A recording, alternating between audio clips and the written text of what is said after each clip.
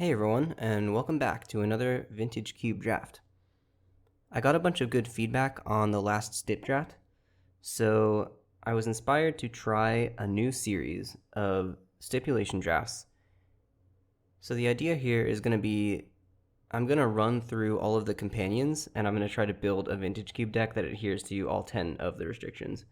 I'll probably end up skipping Lutri since that one is free, but the other 9 should be pretty interesting, I think. So the one I want to start off with here is going to be Gyruda. So all of the non-land cards in my deck are going to have even mana values. I wanted to start with this one so that we are in a little bit less pain if we open power, basically. Anyway, let's hop right into the draft. This is going to be Gyruda-less Gyruda. Alright, I asked for it, I guess. Here we are with a piece of power in our pack with an odd converted mana cost. So it's not going to be Ancestral here. The card I'm looking at the most is going to be Palace Jailer. This card is probably the most powerful, even converted mana cost card here. Counterspell is going to give it a run for its money. The one thing I'm worried about is that having all evens makes an aggro deck really hard to actually play. And that's where Palace Jailer is going to shine. But I think we can either just kind of see where a creature deck with all evens takes us, or we'll just try to play this in something other than its ideal shell.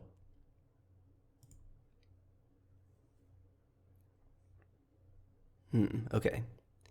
A bunch more really powerful odd cards here in Tinker, Swords, and Palantir. I like Urza. I also like Tundra, which is potentially going to help us cast our Palace Jailer. It looks like we've had a really high fixing density in this first pack so far, so we might have trouble finding it later, we'll see. I am going to grab Urza. This kind of makes me want to lean combo. It's going to be hard to build a combo deck with such a serious restriction, but on the other hand, our curve isn't going to matter quite as much in a combo deck, so maybe it won't be as much of a handicap in that context. Starting off with 2 4-drops is rough, but let's just give it a go. Alright, here's Cryptic. We are shaping up to be a very slow blue-white deck, basically. I didn't bother checking the distribution of mana values in the cube. I wonder if it's going to be really hard to actually string together enough playables here. There's a lot of really powerful ones. Okay, him, Chart a Course, Lion Sash, Rogran Triumph, maybe even Talisman. We have the blue-white Talisman here as well, so that will help. Talismans seem really good here because it lets us ramp from 2 to 4, which is going to, 3s are going to be the things that we feel the most that we're lacking. I'm starting to think the Obosh draft is going to be a lot easier than this, but I guess we'll find out. Okay. There's almost nothing for us in this pack. Confluence, Path, and Savine's Wreck would be really quite powerful here. We could grab the Sacred Foundry in case we want to play red cards, or we can play Chariot. I think it's usually a better call to take the fixing first and then fill in the gaps with spells you can actually cast, instead of drafting something that's totally dead and just hoping you can cast it later.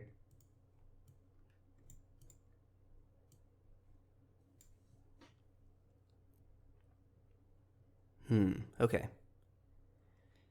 Karn is quite good here, but we have so many 4s. I wonder if we should take the Trop. Trying to be in as many colors as possible seems maybe good, just because our playable count is going to be so low. So I kind of want to draft fixing over a lot of other stuff. I wonder about Sneak Attack. What are the even Sneak Attack targets? Gristlebrand is even. Blightsteel is even. Triplicate Titan is not even. Atraxa is not even. Archon is even. I'm going to draft this. We've potentially got the fixing for it. Here's a Xander's Lounge. Neither Worldspine nor Archfiend are even, so we cannot sneak attack those in.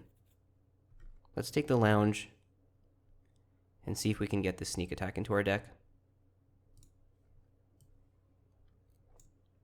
Okay, Generous Ent and Elemental Eruption are our main options here.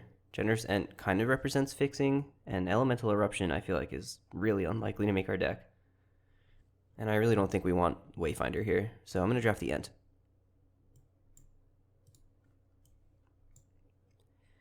Alright, our first pick is back here. Our choices are between Foundry and Woodfall Primus. Now, Woodfall Primus is quite good with sneak attack for sure. I wonder if we pivot into some kind of Reanimator strategy. Thopter Foundry and Sword of the Meek are both even, but I'm a little skeptical of drafting Thopter Foundry without having any guarantee of the Sword of the Meek getting here. But on the other hand, it is in both of our colors, and Woodfall Primus feels more replaceable. So maybe I'll take a risk on this.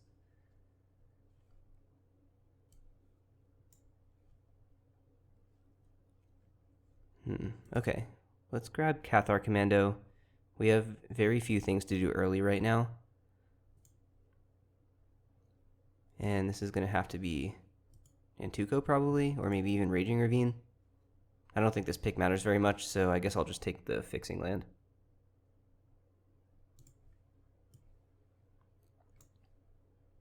Underground Mortuary is our only option here. Okay, the Chariot came back.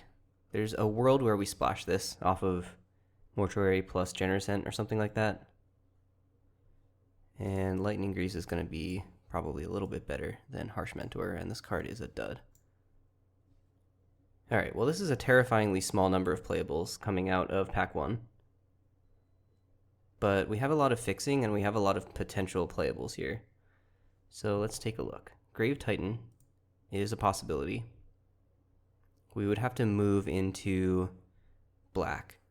Now, Oath of Druids, we might be able to kind of, you know, it goes with the sneak attack thing. They're both cheaty sorts of cards. We're not very close to being able to cast the Grave Titan, unfortunately. I wonder if we pivot off of blue. Is that possible? This is a mess. This is a lot harder than I was expecting it to be. Maybe we grab Bitter Triumph and we continue hoping that we can lean Reanimator. Okay, early interaction probably better than random late game threats. Smuggler's Copter is probably not for our deck, and I think we'll wheel the Oath if we decide we want it later. Ooh, okay, Balance. Thoracle. Oh boy. Balance is definitely a very powerful magic card. Are we green enough for Fanatic of Ronus? 2-mana ramp spells, once again, are going to be potentially really important for our game plan. If we bring in this Chariot and potentially Generous Ent is going to be top end. Yeah, I think, again, 2s that ramp us into 4s are going to be so important for our tempo. Alright, we're going off the rails a little bit here, but it is what it is. Shieldred, a double black spell. Baleful Strix, a single black spell. It's going to be Jace. It's going to be Jace, and we're going to continue on the potential graveyard-based plan. Jace is good with Sword of the Meek if we find it. It could be good with Fanatic of Ronus. And it could be good if we find any Reanimator spells. Alright, let's give it a try. Bonnie Paul is certainly a 6-drop. Treasure Cruise, technically, mana value 8. It's very hard for us to fill our graveyard in this deck. Now, what is our blue-green ramp-ish, cheat-ish kind of thing? Like with a potential splash off of Raging Ravine for the sneak attack? That's pretty bad. Treasure Cruise versus Bonnie Paul is, I think, what this is here. Eagles of the North can also splash our Sacred Foundry. Not sure about that one, though.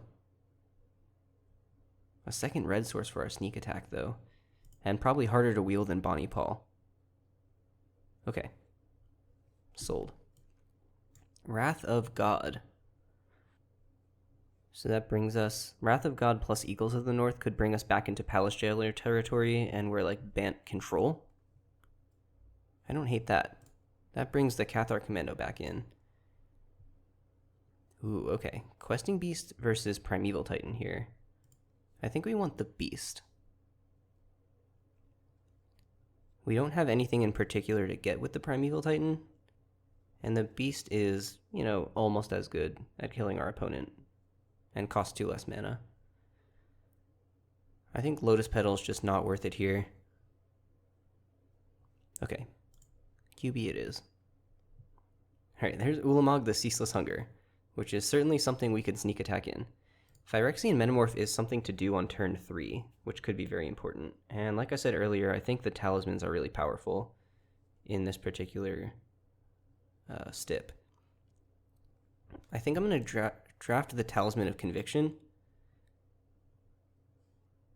And this opens up more playable evens when this pack comes back, because we might want to splash the EI. Trumpeting Carnosaur versus Thalia. We still have no Reanimator spells, and being 4 colors feels a little crazy. But Thalia is not really even that good in our deck. We have 10 playables. We're like halfway through pack 2. Palace Jailer does come back in. I think it's actually going to be Carnosaur here. I don't know. I don't feel like the Thalia is good enough. So let's just see if the Carnosaur ends up making the cut.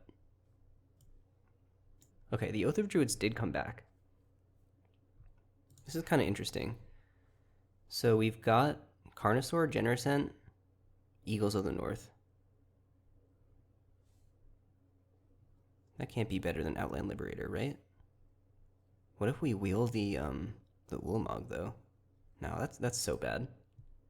How about Inspiring Vantage for our red splash? 30 seconds after saying how we don't have enough playables. Sunbit Canyon. Okay, well that's the only card we can play, so I'm going to draft that one. Selfless Spirit is the only card we can play here. Bonnie Paul did come back. That's going to be important top end for sure. Probably not important enough top end that we're willing to natural order for it, though. That being said, these other 2 cards are not very good in our deck.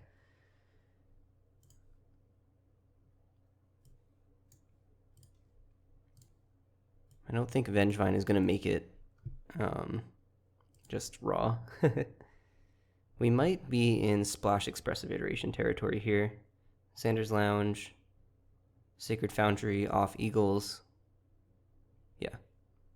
We might even want to try activating this Raging Ravine. Okay. Slightly rewarded for our foresight on choosing even over odd. Yeah, not much more to say about this pack. Mox Emerald is clearly the pick. I doubt we can get this GT back around. We might be able to get... I don't know. There's a lot of really powerful cards in this pack. Library, Life Death, Reanimate are all cards I could see going pretty early. I don't think that we'll see the GT back, but I sure would like to. There is the aforementioned Gristlebrand. I don't know if we're going to do anything with this. We could try to play the sneak attack. Unfortunately, we can't put Oko in our deck. We could also grab Caracas. Samwise doesn't seem that good with no fetches. Maybe it's Caracas. It's pretty free to actually put it in our deck. Somebody has a really messed up Reanimator deck around the table. And I don't know if we can afford to put this Gristlebrand in our deck with just no way of casting it.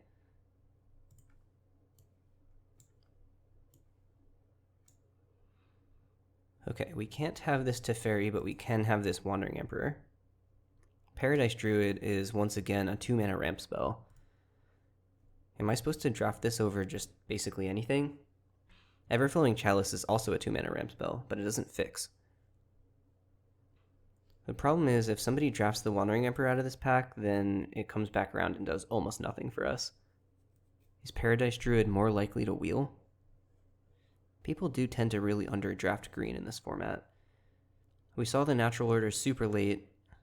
The 1-mana dorks did get snapped up. We saw 1 or 2 of those. Alright, maybe we gotta take the Emperor and just hope that one of these 2 ramp spells comes back.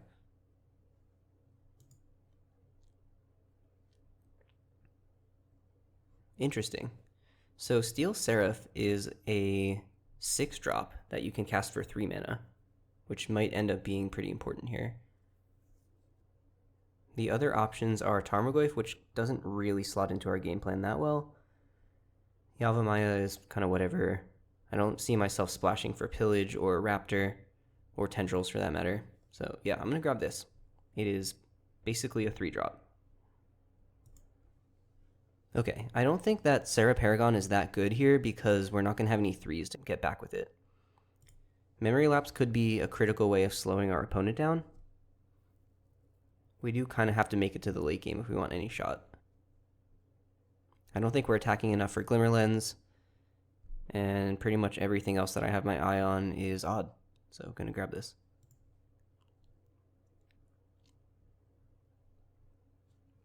Tamiyo Collector of Tales, that's interesting. Kind of makes me wish we'd drafted that Thassa's Oracle in pack 1.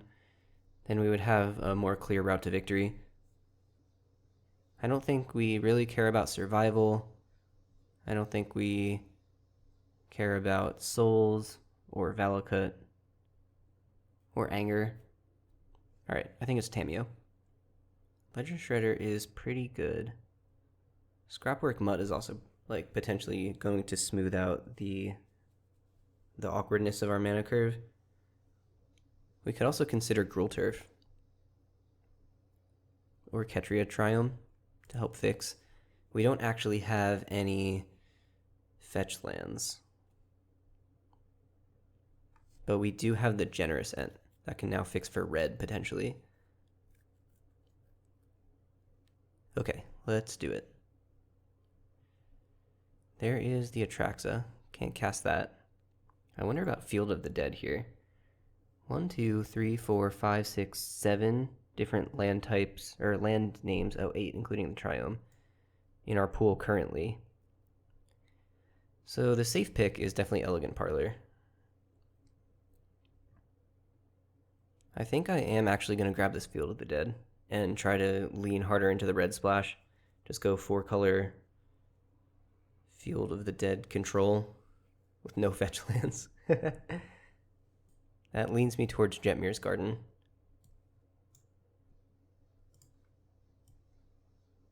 And then we can have Scavenging Ooze, maybe? Probably still better than Samwise, I think. Everflowing Chalice did come back. Simic Growth Chamber is interesting with Field of the Dead, because you can bounce it repeatedly. Maybe we'll get that Gruul Turf back.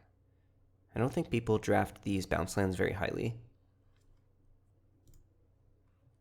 Guess it'll be Goyf here. Yavimaya is kind of fixing, and it's another land name for Field of the Dead. It's not that bad. I kind of wish we'd picked up that prime time now. Only one option here, really. 3PI is not that good here.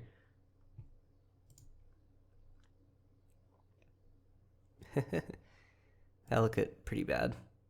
So is Survival, for that matter. I'm going to draft the Valakut. And we did get force-picked that Gruul Turf. Alright, let's take a look. So these are all lands here. Valakut, we just don't have enough mountains for that one. So that's not going to make it. Definitely Emerald, Lounge, Mortuary, Canyon, Foundry, Ravine. I think we can support this Trumpeting Carnosaur, which is once again something to do on turn 3. And the question is, does the sneak attack actually do anything in this deck? And I think the answer is no. So the red splash is essentially for Expressive Iteration, Trumpeting Carnosaur, and Field of the Dead. Okay, Glimmer Lens we might just have to play. We have 22 cards. I don't think the Greaves does it. I don't think the Natural Order does it. Alright, well, this deck is not good. But it sure does only contain even converted mana cost cards. Inspiring Vantage probably doesn't make the cut. I'm happy with the Triomes, and I'm also happy with the Sunbaked Canyon for sure. I think Raging Ravine is fine. Foundry can be fetched with Eagles, so that puts me a little higher on it. I think the Mortuary is worth it, being a Surveil land in combination with Field of the Dead. So I'm going to play that one. Same deal with Yavimaya. I think it's just better than a Forest here.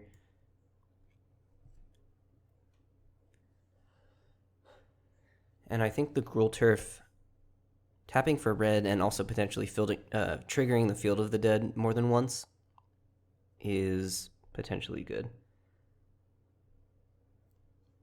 The problem is there's no way that we can cast Cryptic Command in this deck. We have 2 blue Triomes. We have no other blue fixing, and we only are going to play 4 basics in our deck. I suppose if all of the basics are islands, I would feel a little bit better about that. Our non-basic suite supports double white and double green pretty well. Double red we don't really have to hit because Trumpeting Carnosaur has a safety valve on the bottom of it. We also have Talisman of Progress to tap for blue. Is that wild to just play 4 islands in this deck, in this 4-color deck? I think we're covered on green. And white sources 1, 2, 3, 4, only 4, plus the 2 talismans and the 2 fetch creatures. So 3-1 maybe? Wow, this is wild. And by wild I mean pretty bad.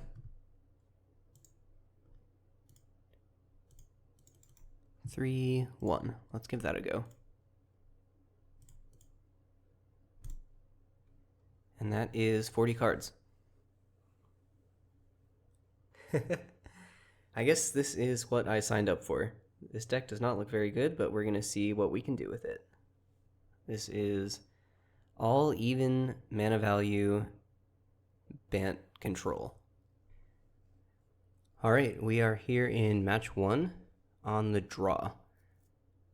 We do have a couple of turn 2 ramp spells here, which I think is just going to be good enough for me.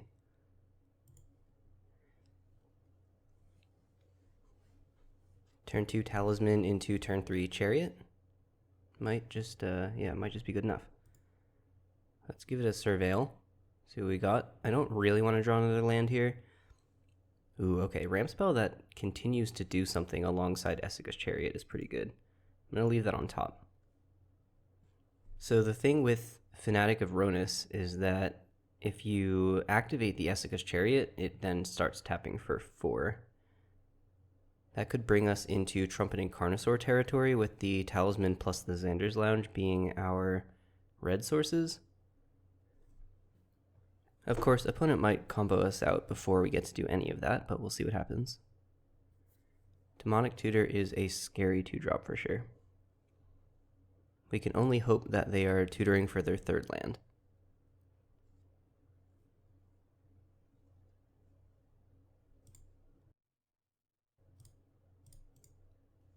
I suppose this line is weak to removal spells, but it is what it is.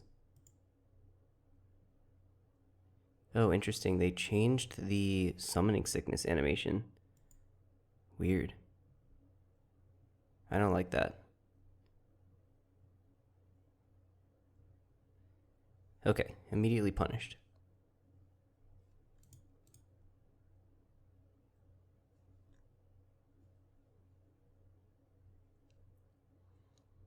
So, what do we want to do here? We can play a tap land and hold up Memory Lapse. We can play an untapped land and cast both Talisman and Everflowing Chalice.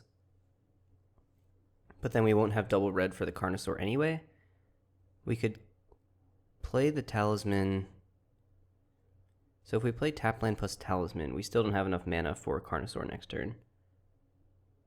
So I wonder if we should ramp all the way up to 6 and then try to kill the Liliana with Carnosaur activation.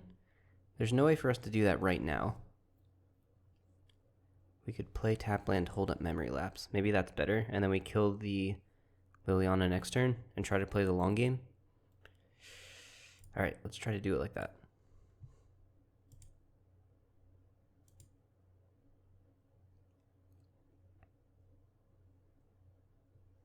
I think we're pitching Chalice here, if they uptick.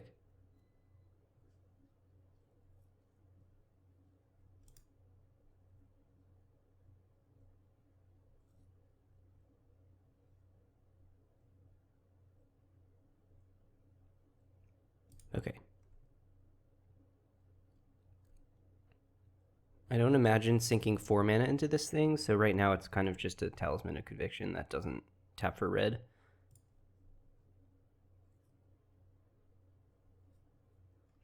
Yep, pre-ordering is fine. They discarded Atali to their Liliana, so I suppose we're about to see a reanimation spell of some kind. Recurring Nightmare. So they don't have a creature right now. Do we let this resolve? No, that's not very mana efficient. Okay, I'm going to throw this back on top. We do get punished for this if they have a 1-drop creature in their hand.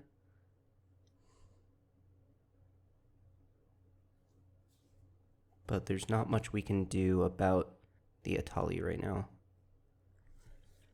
And we already know it's not Exhume, so we can't really get them with the Carnosaur. We could play the Chariot and just try to race the Atali. If they Recurring Nightmare pass, we get to attack them for a bunch, but nowhere near 19, obviously. I think it's going to be kill Liliana past the turn, unfortunately.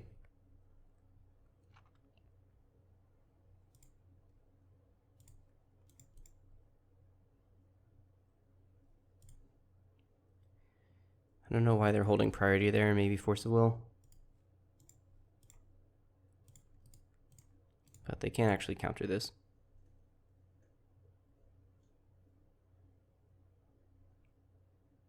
I don't like our spot. Okay, they're going to whiff on Brutality. And then they're going to go for the Nightmare again. But they don't have anything to sack to it at the moment. So this will be Chariot pass. We can start making more Fanatic of Ronus tokens next turn if we do that. I'm just going to play my whole hand out.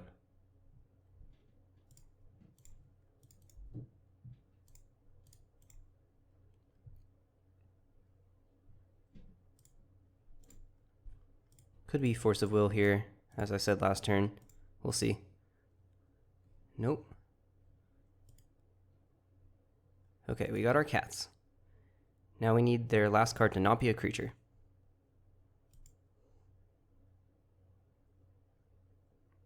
Okay, their last card was a creature.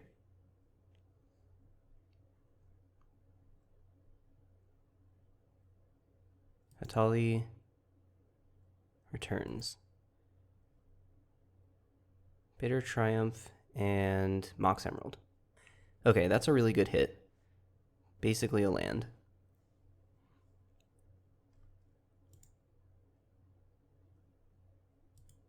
So what do we need to draw here? We need to draw Palace Jailer or Wrath of God. Wrath of God isn't going to help much against Recurring Nightmare.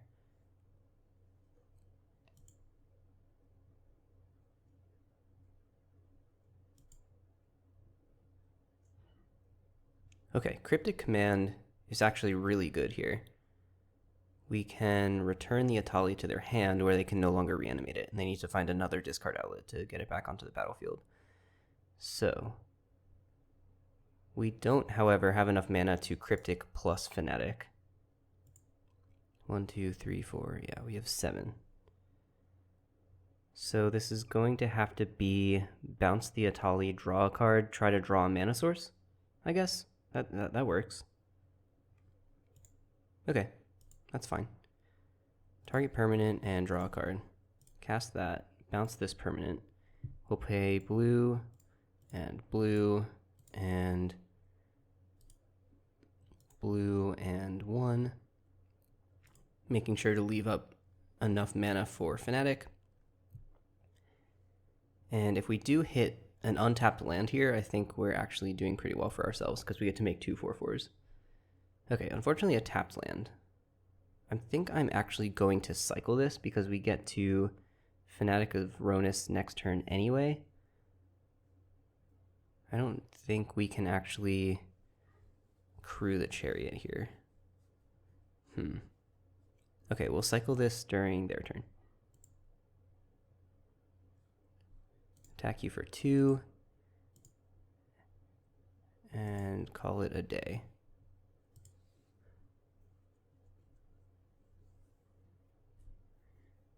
I'm glad we managed to put the Atali back into their hand and the Barrogoyf into their graveyard.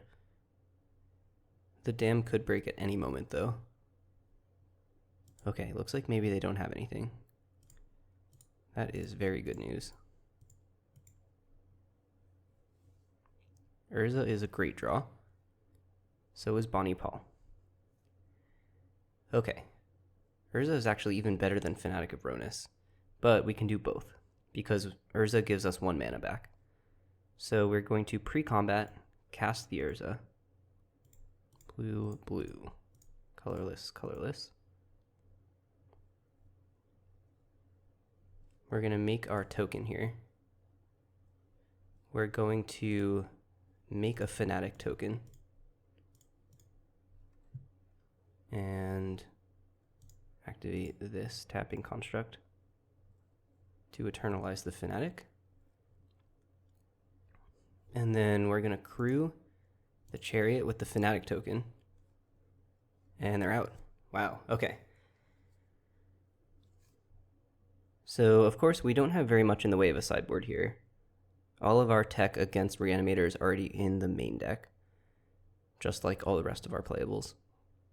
So, I don't know why playing against Reanimator would mean that we're supposed to bring in Natural Order or Greaves. I guess if we're really trying to outpace them, but I can't imagine going down a whole card to do that is worth it. Yeah, we're just going to have to recognize that Skooz is much better than normal in this matchup. It's basically what we've got. Okay, once again, we have a ramp spell, but we can't cast it on turn 2 this time. We could cast it on turn 3, which ramps us maybe closer to Bonnie Paul or Carnosaur, but doesn't cheat out Chariot a turn early. I think we're just going to have to keep this. I don't know if they get much better than this. Well, okay, they get better than this, but not on average.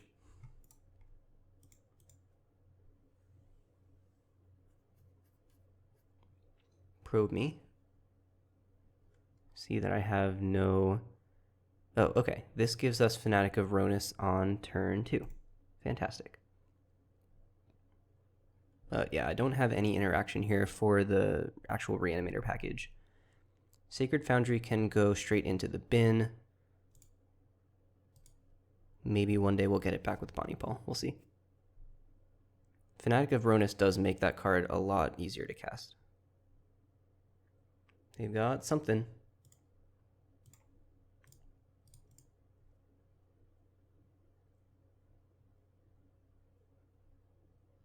Maybe I should have kept the Sacred Foundry because it's an untapped land for Essica's Chariot. I didn't consider that. Oh, okay. That seems preemptive to me. I don't know if they just drew really poorly, or that reads like maybe they had something to do in real life and had to get out of here. But I guess we'll take it. 1-0. Let's head into the next match. All right, we're on the play in match 2. We have a turn 1 Everflowing Chalice or Fanatic of Ronus into Esika's Chariot. This hand looks great. I'm gonna keep.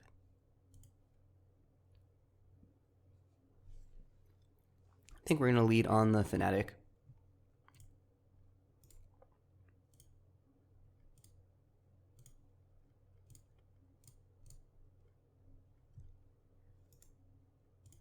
And that's all I got. Turn 2 Esika's Chariot is pretty good.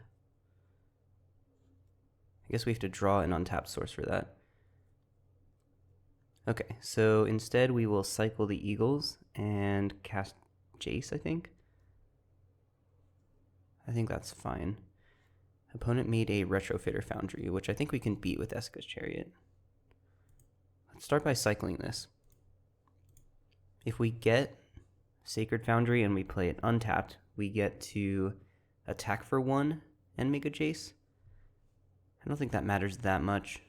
I'm going to go for the tapped Sacred Foundry here.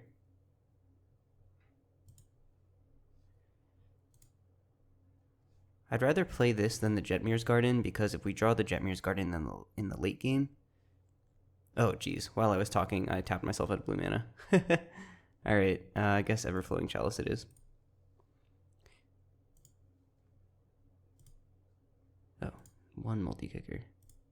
Cast with multi-kicker once. Okay. As I was saying, I'm going to stick to the Sacred Foundry over the Jetmir's Garden, because it's better if you draw the Jetmir's Garden in the late game compared to Sacred Foundry, which can't be cycled.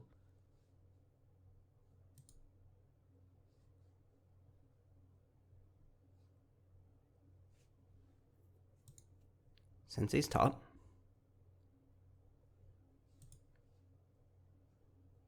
Cryptic. Pretty far away from that one.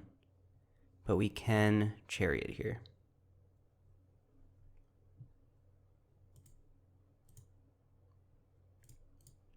Let's see if this resolves first, just in case they have...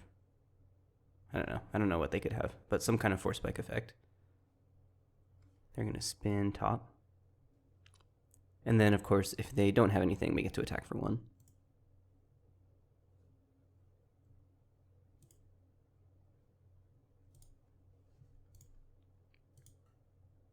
If the Fanatic dies, that's actually pretty good for us, because then we can make the token copy of it and copy it with Chariot.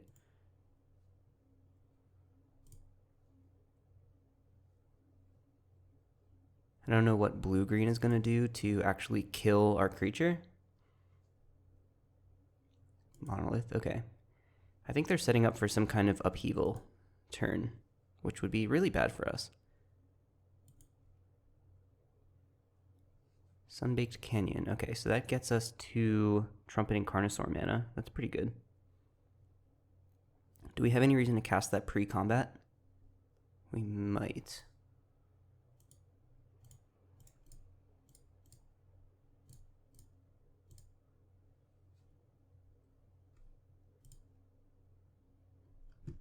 Okay. I don't think that's going to be super useful against this opponent. They're going to spin top again. Oh, obviously the reason to cast it pre-combat is to crew the Chariot with it.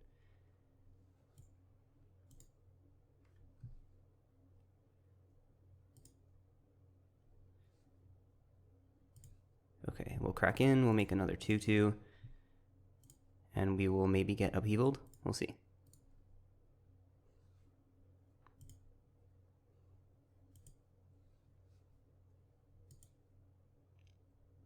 We might be able to build back from upheaval, honestly. We've got the Mox. We've got several ramp spells. And they only net 1 mana, plus the Mox. Okay, Frantic Search here. We have them dead on the backswing.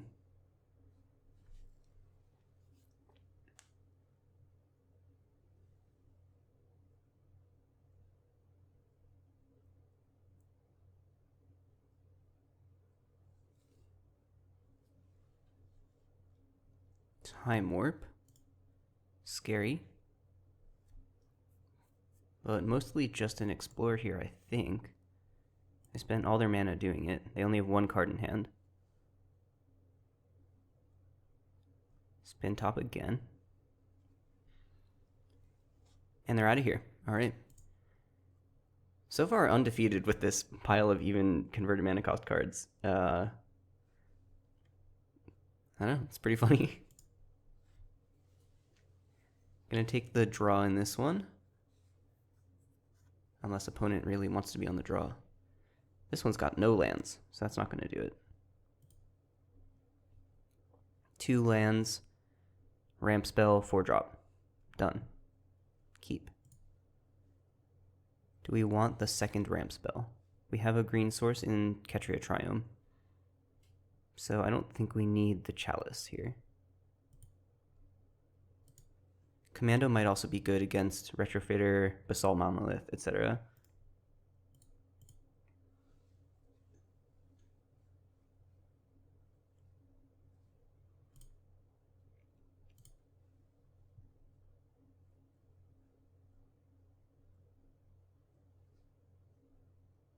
We do have to find another untapped land to cast our Tamiyo on turn 3, but if not, we'll just Field of the Dead plus Commando or Field of the Dead plus Carnosaur.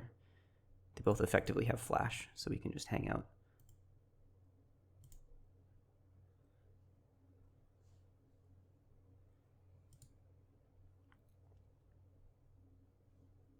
Monolith is here. I wonder if there's any merit to just killing that now. Bonnie Paul. Yeah, I wonder if we should do that before they can make a 6-drop. Just main phase kill your Basalt Monolith. Look, they have it in their deck for a reason, right?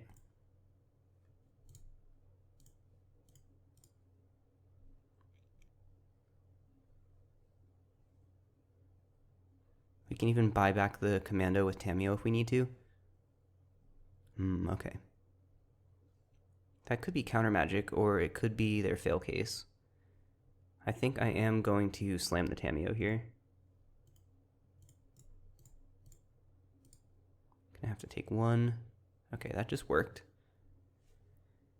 Are we trying to get the Commando back? We could uptick for Island, which is our best, is our most likely hit, but also is another land name towards Field of the Dead. It also puts us on Bonnie Paul mana. I think that's fine. I'm gonna do that actually. Oh, choose a non-land card name. Ugh. Okay, what's our best draw here? Is it just Chariot? Try to get the game closed as fast as possible. I guess Mox. Mox could ramp us into Bonnie Paul. It's basically a land that we can just find. I think we want more gas. If we hit a land in any of the top cards, then we can buy it back next turn and cast our 6-drops. So I'm gonna go with Chariot.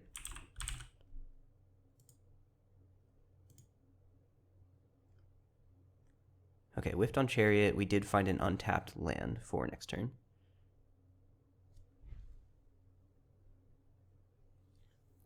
Corsair Crufix with Battlesphere on top.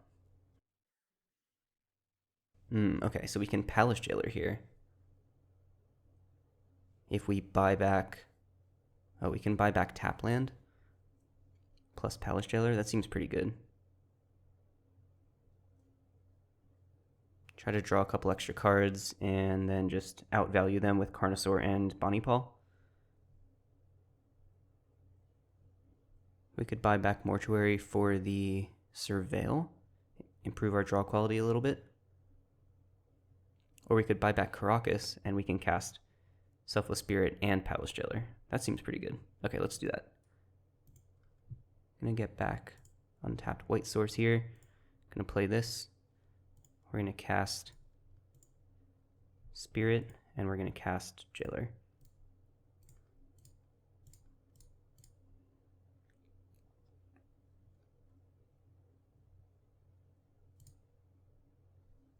All right, and they scoop it up. 2-0-4-0. On to the next one. All right, we're on the draw in match 3, undefeated. let's keep it rolling.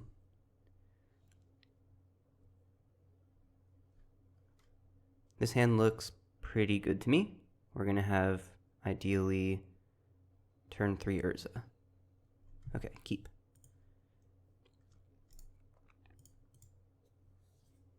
We can even cycle the Eagles of the North for an untapped source with the Talisman.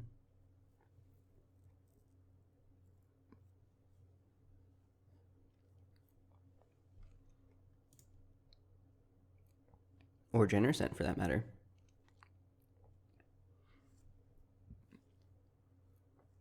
Triome, I think we can bin, because we can find red mana with the Eagles.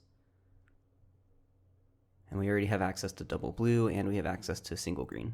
So that's going to be graveyard.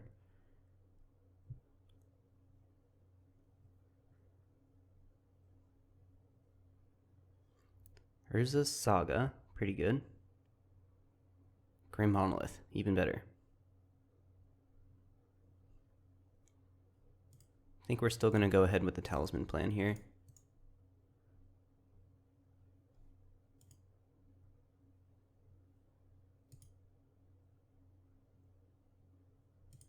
See what terrifying 6-drop they've got. If they do cast a 6-drop, they can't make a token.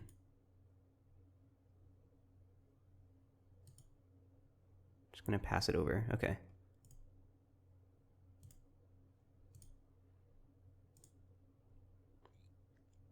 I wonder if they have counter magic for the Urza. Drew Palace Jailer for turn. Okay. Gonna start off with Urza. I'd rather get my 2-for-1 with Palace Jailer.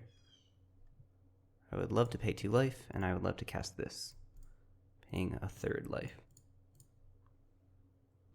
Holding the Jailer seems particularly good, knowing that opponent is going to make a really high value token, probably. But here they're going to have to choose between a token and a counterspell, or tapping their Monolith and losing all that mana. Dress down. Okay. So they do lose a token, and I lose my token. Oh, okay, and they had the Dismember. Sort of. I guess it's not quite a 2-for-1 because they drew a card off the dress down. But now, oh my god, alright. Well, that's pretty good. I wonder if we can squeak this Palace Jailer through. Once again, making them spend Black Lotus and or Grim Monolith on a counterspell seems probably winning. So the fact that I'm able to cast a high value thing here, I think is really good.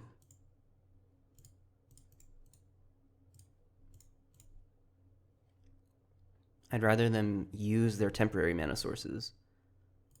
Okay, they didn't have anything. Or they didn't want to use their mana sources. But I'm glad to have the Monarch here. Didn't get Hull Breacher or anything.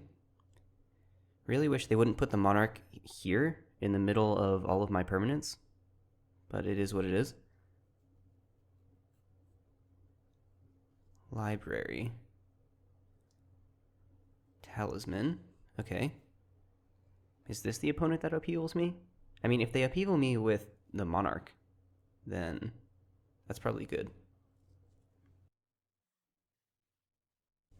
Ooh, Questing Beast. Okay, cannot cast that. Do we have untapped green sources in our deck? That's what I get for recording half of this video yesterday and half of it today. I guess we'll check.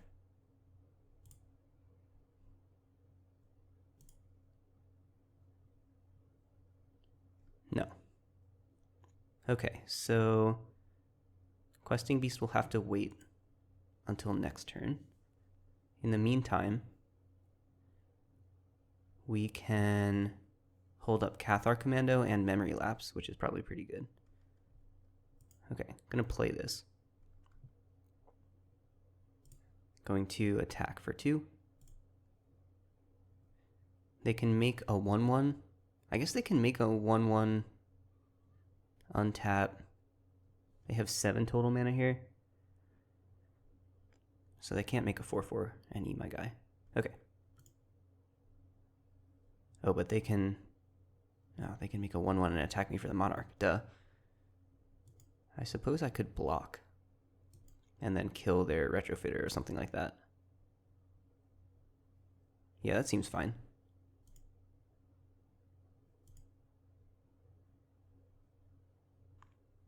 It also doesn't matter much if I lose the Monarch because I took a token with it, so that's not coming back.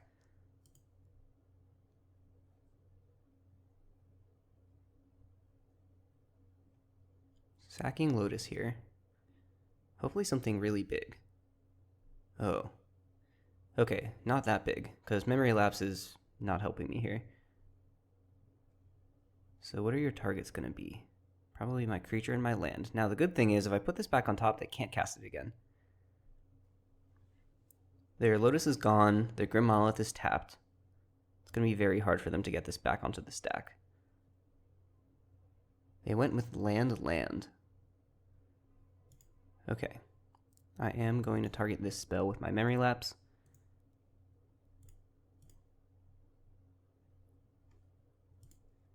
I get to keep my creature. They have to draw dead next turn. And I can even destroy their Retrofitter Foundry while their shields are down here. Questing Beast is dead now, unfortunately. Oh, Wandering Emperor. Okay. Do I want to make a Wandering Emperor instead? Probably. If they commit a bunch of mana activating Retrofitter Foundry, I'm probably winning that game. So let's play our untapped land and attack for 2.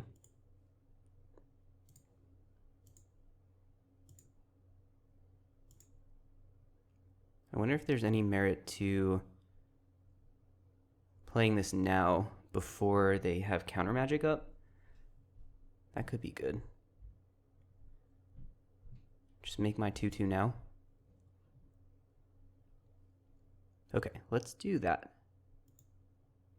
They clearly don't have force. Otherwise they would have forced my Memory Lapse. Here's my Samurai. And draw Everflowing Chalice for turn. So one of their cards is Ulamog. They have 3 unknowns. Eureka. That does put the Ulamog back onto the battlefield. Terrifying. Well,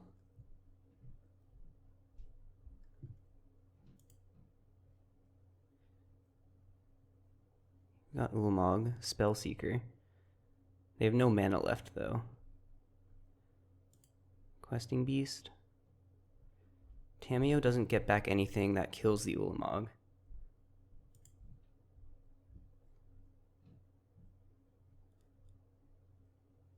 And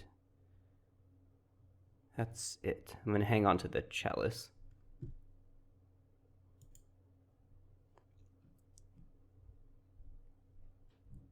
What do they have off Spellseeker?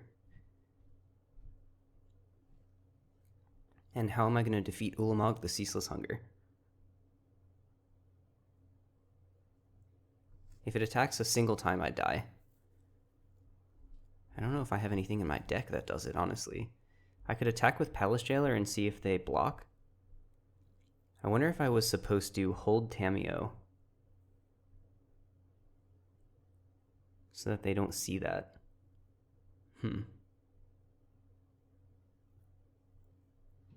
Okay, let's see. If I put a counter, they have to block at least one creature. They already have to block at least one creature. Alright, let me check my deck list. So things that can defeat Ulamog here. Cryptic Command, which I cannot cast. That's it. Trumpeting Carnosaur into Cryptic Command is possible, but requires a lot of luck. My other option is trying to kill them through 2 blockers, which is going to be grow my Palace Jailer into a 3/3, attack you, and then you block, you take 5. So that's not really going to do it either. Yeah, I think I needed to hold on to the Tamiyo and then buy back the Palace Jailer Is there anything I can do to kill my own Palace Jailer? I guess Trumpeting Carnosaur does that. If I Carnosaur, I have to spend 3 mana killing the Palace Jailer, so that's no good either. Expressive Iteration costs blue mana to dig, so that's not going to be able to find me Blue Source and Cryptic Command. I die as soon as they move to combat. Yeah, I think I have no outs here. Oh, okay, one thing I could do... No, because I can't get an island with Tamiyo. If I find a blue source this turn, and then I draw Cryptic Command off of the Monarch, then I can do it. But I don't think there's any way for me to get an untapped blue source by naming a non-land with Tamiyo. I don't have... Yeah, Generous and Eagles of the North are already spent. So we have to... We can't cast Trumpeting Carnosaur. We don't have a second red. Okay, we're just going to have to attack with the Palace Jailer and hope. That's all we've got.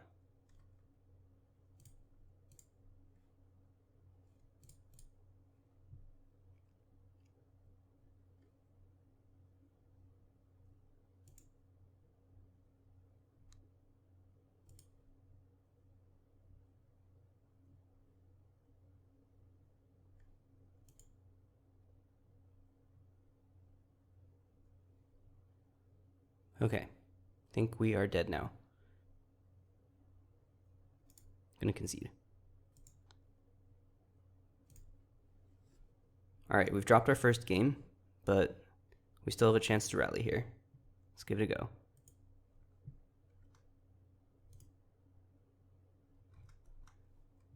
Gonna take the play. This hand has... Well, this hand has Palace Jailer in it. It's got tap land plus bounce land, which is really awkward, but we can find untapped sources with our Eagles. I'm gonna keep this one. No, okay, it doesn't have double white for Palace Jailer. Unless we get Jetmir's Garden with Generous then. That's probably fine.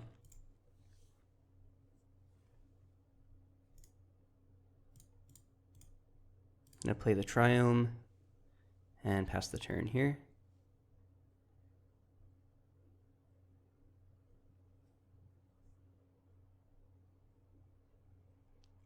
Caracas, okay.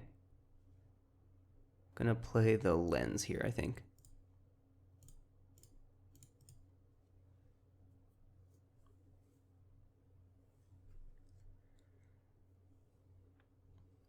Another tap land from opponent. That'll give us the opportunity to play Selfless Spirit next turn and then bounce the Caracas with Cruel Turf.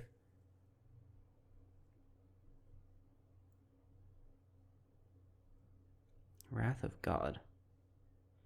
Awkward, but kind of funny with Spirit. Let's go to combat. Attack you for 2.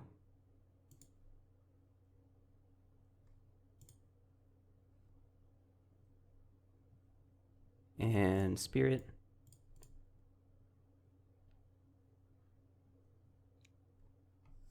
Okay. Consider. See what they find. They could bin something like Ulamog. I wonder if they have... I guess they're just mostly a show and tell deck here. Being in blue-green. Going to bounce that untapped land. Now I get to start drawing cards off of Glimmer Lens, which is really good. Alright, Saga's back.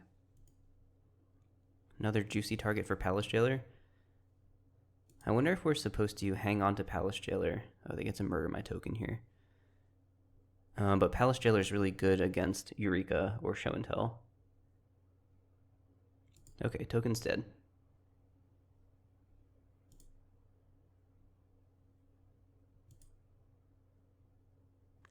Fnatic is a good draw for sure.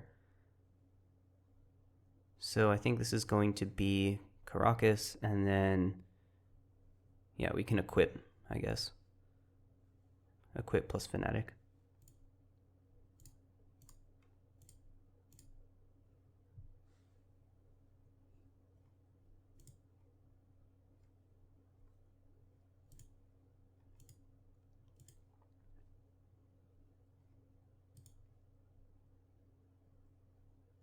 Another source of card advantage here, potentially.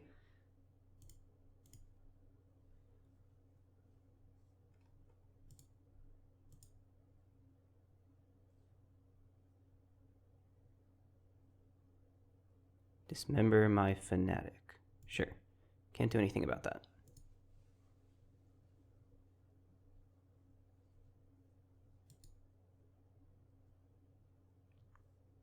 Next turn we get to make a new Fanatic, which is cool. I'm thinking about hanging on to Eagles and Ent in case of Eureka.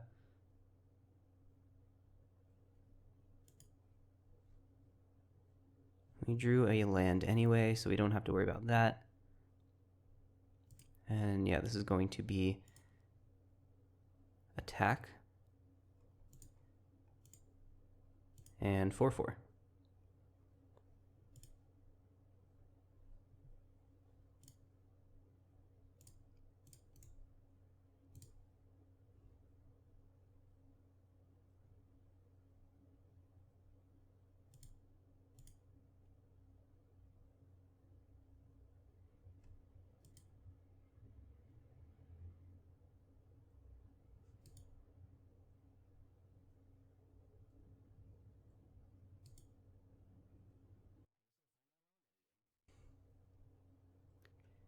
All right, construct token is here. Second construct token is also here. They are tiny, I don't mind. Black Lotus comes out. I think the way I want to sequence this is Ent into Eagles. Ooh, Time Walk, okay.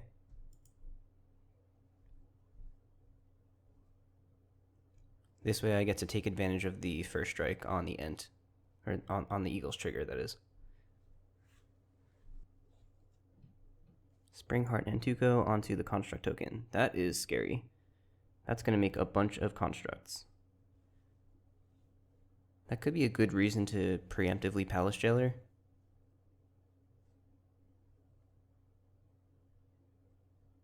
Yeah, I think so. So we have a total of... Oh, they're taking another turn, right. But anyway, we have a total of 9 mana here, which is not quite enough for Jailer plus one of the 6-drop threats. Choose up to one artifact creature. Oh, this is the one that turns one of my things into a treasure. So that's probably going to make my Fanatic no good. Yep. I can still Jailer, fortunately. I'm going to take 5 here.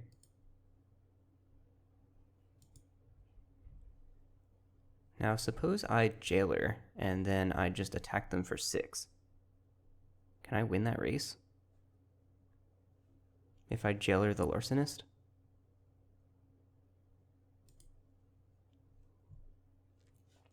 Okay, got a Mox.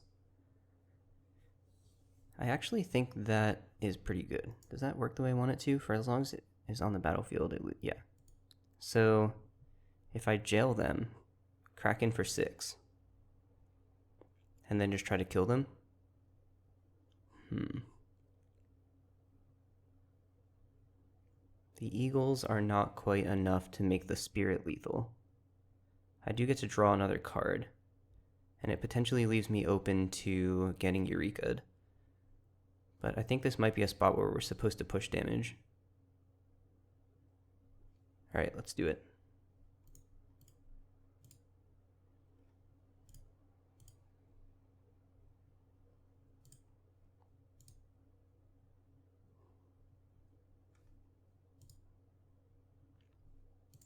Pay the ward.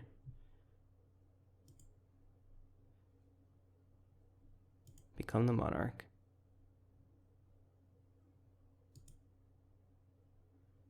And yeah, I think we're gonna crack in here. Draw a card. Draw a chariot. Okay. That's good pressure. This also means that if they become the monarch, which they're likely to do, I can make a token copy of my Fanatic of Ronus, which will be a 4/4 and not a treasure. But that's enough turns away that one of us will probably be dead before that happens.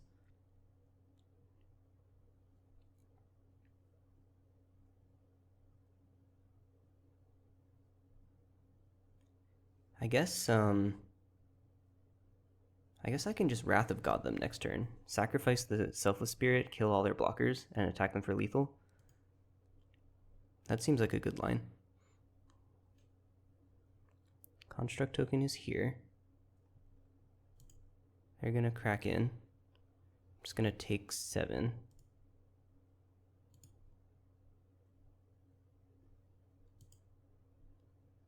They get to make 1 more, so I'll end up taking 9.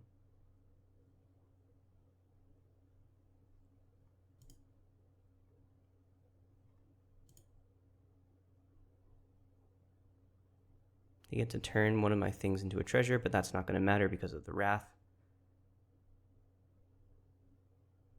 They've chosen my 4/4.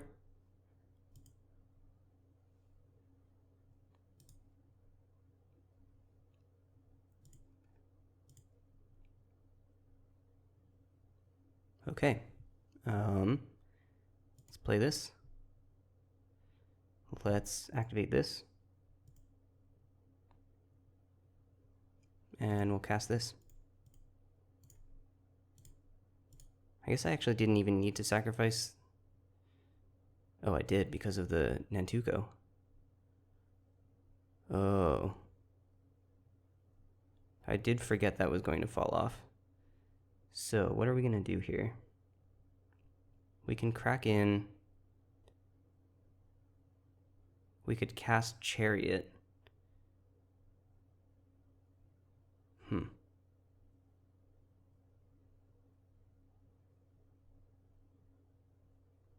I think we attack with the 4/4. They have to block. Oh, if we attack with both creatures, we get the Monarch back, which is important. And then we'll probably just cycle the Garden. Okay.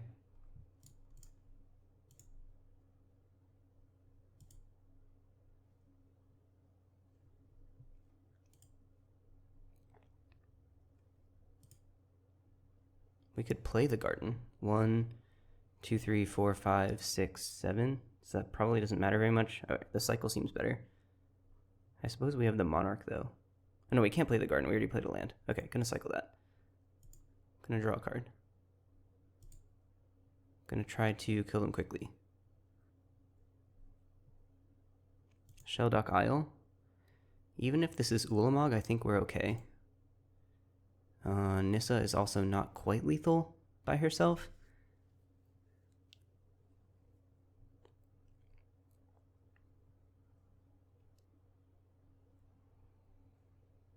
Four mana. Activate, 6 mana. Here's Eureka.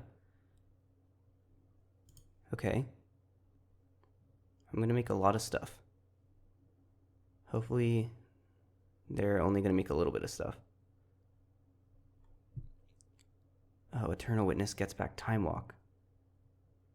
That's gonna kill me, right? I think it is. Oh, I should have drawn a card in response. Ugh. Loose. Okay, I'm just definitely dead here.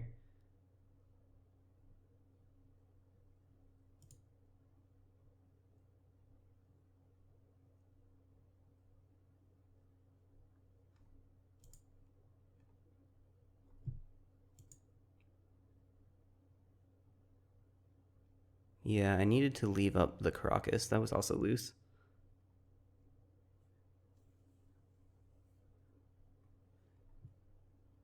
I guess I can gain 3 life. Does that matter? I don't think so.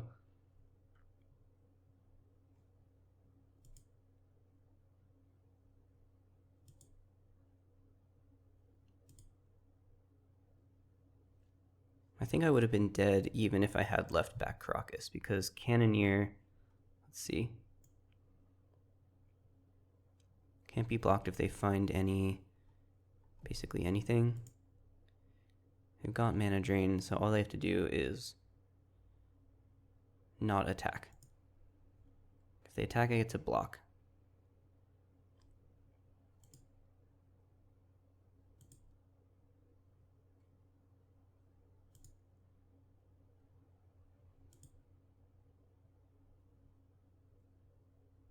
Okay, now they need 1 artifact. I'm dead anyway. I'm at 9. I can block 4 things. 1, 2, 3, 4. Oh, I'm actually not dead here.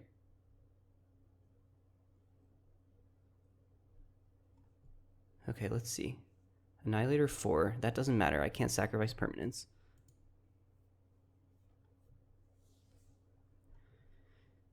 So, block, block. This doesn't have trample. Nothing has trample. Block 4 things and kill them on the backswing. Block, block. This doesn't have trample, right? Annihilator 4. Okay. This doesn't have trample. Now I take 6. And I gain 3.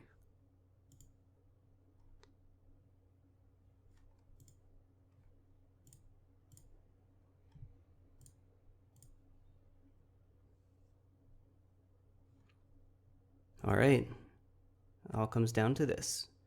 Last game for the trophy. Gonna be on the draw, of course. And I've got 6.5 minutes to win this game. Gonna be a little tight, but not impossible. This hand is bad, it only has 1 land in it. That's gonna be a mulligan.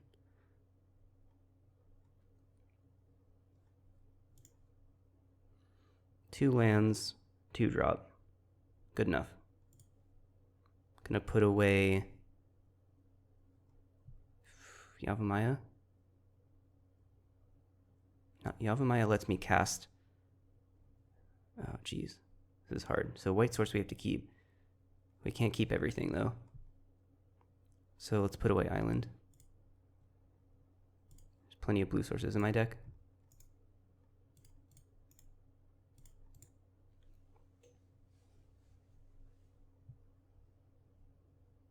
Turn 1 retrofitter. Okay. Drew the mortuary. Definitely going to surveil here. This one is going to have to go in the graveyard. I don't think we can win a Field of the Dead game in 6 minutes.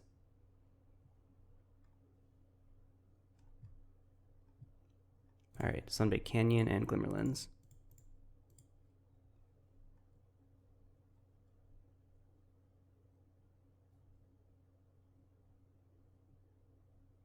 They get to make a 1/1.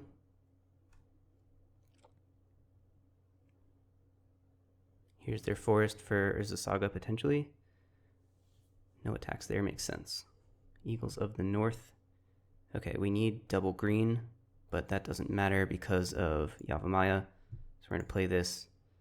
No attacks here because of the token.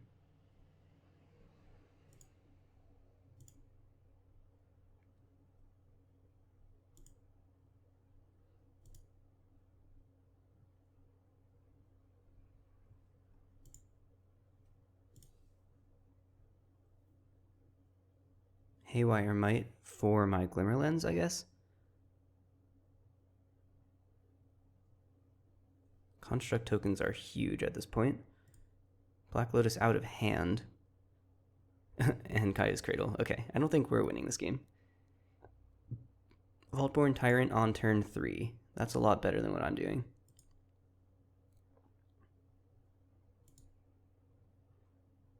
We can still draw Wrath of God.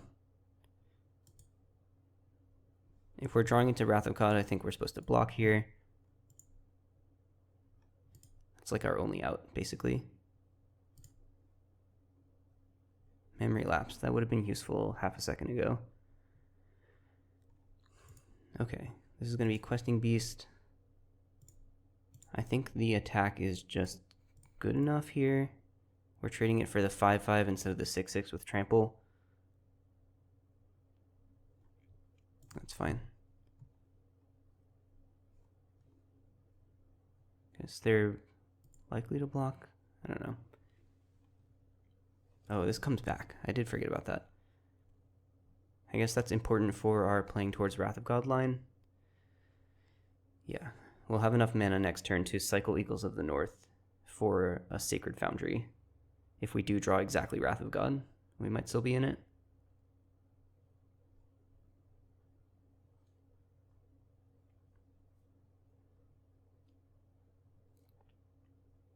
Okay, that exiles my land. Now we might be actual dead.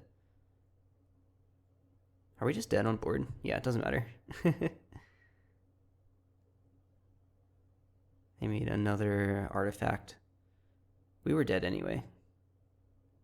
Got a little too caught up rushing against the clock. I guess there was nothing we could have done.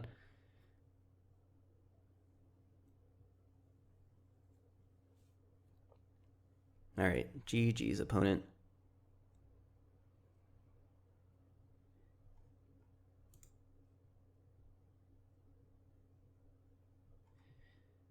And a 2-1 with our all evens deck. I thought that was fun.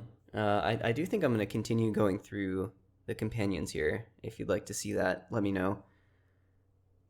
Some of them are going to be basically impossible. I don't know if Gyruda is even worth trying, honestly. But at least like Obosh, Gyruda, Larith should be pretty fun. And then we'll see about something like Kahira.